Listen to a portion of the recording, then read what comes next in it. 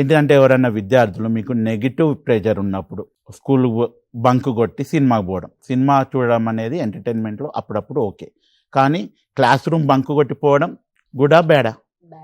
Yes, అది మీకు తెలుస్తుంది. కాబట్టి అప్పుడు మీరేం చెప్పాలంటే ఖచ్చితంగా మీ నిర్ణయాన్ని దృఢంగా నో, నేను రాను, అలానే మీరు కూడా పోకండి, అది మంచిది కాదు. ముఖ్యంగా నేనైతే రాను, నో అని చెప్పడం ఖచ్చితంగా సూటిగా చెప్పాలి. దీన్ని బ్రేక్ డౌన్ ద వర్డ్స్ అని అంటారు. సెకండ్ చూద్దాం.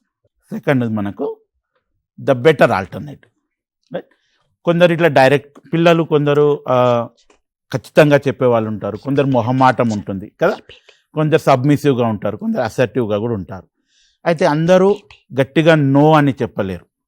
ఫ్రెండ్స్లలో ఏమనుకుంటారని చెప్తే అమ్మ వీళ్ళు ఇట్లా అగ్రెసివ్గా ఉన్నారు అనుకుంటారు. కాబట్టి ఇంకో పద్ధతి కూడా ఉంది, అదేంటంటే ఆల్టర్నేట్.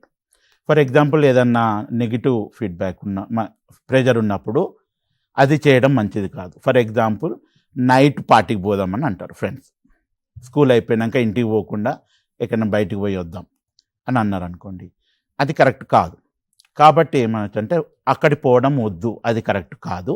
ఆల్టర్నేట్గా మనం స్కూల్లోనే లైబ్రరీలో చదువుకోవచ్చు, లేకపోతే ప్లే గ్రౌండ్లో ఆడుకుందాం ఇక్కడే, ఈవినింగ్ ఇంటికి పోతాం. ఇలా ఆల్టర్నేట్ సజెస్ట్ చేయొచ్చు, right? Next, using the exit strategy, that is excuse. కొందరు డైరెక్ట్ నో అని చెప్పలేరు. పీర్ ప్రెజర్ ఎలా ఉంటుందంటే మనం నో చెప్పినా కానీ మన మాటను వాళ్ళు ఒప్పుకునే ఆ పరిస్థితి ఉండదు. అప్పుడు ఏం చేయాలంటే ఆల్టర్నేట్ ఎక్స్క్యూజ్ చూడాలి. ఏదన్నా బయటికి పోదామనో ఇట్లా కొన్ని ఉంటాయి కదా, ఈరోజు స్కూల్ పోకు, మనము మ్యాచ్ చూద్దాము అన్న ఉంటే, లేదు నాకు ఇవాళ కొంచెం వర్క్ ఉంది స్కూల్, లేదా సెలవు రోజు ఏదన్నా బయటికి పోదాం అంటుంటారు, నైట్ పార్టీ అంటుంటారు. అప్పుడు ఏమనాలంటే, అయ్యో ఈరోజు మాకు ఇంట్లో ఆల్రెడీ ఒక పని ఉంది, మా చుట్టాల ఇంటికి పోయేది ఉంది, రైట్, నాకు ఇంకో వర్క్ ఇచ్చేది ఉంది అని ఒక ఎగ్జిట్ ఉంటుంది.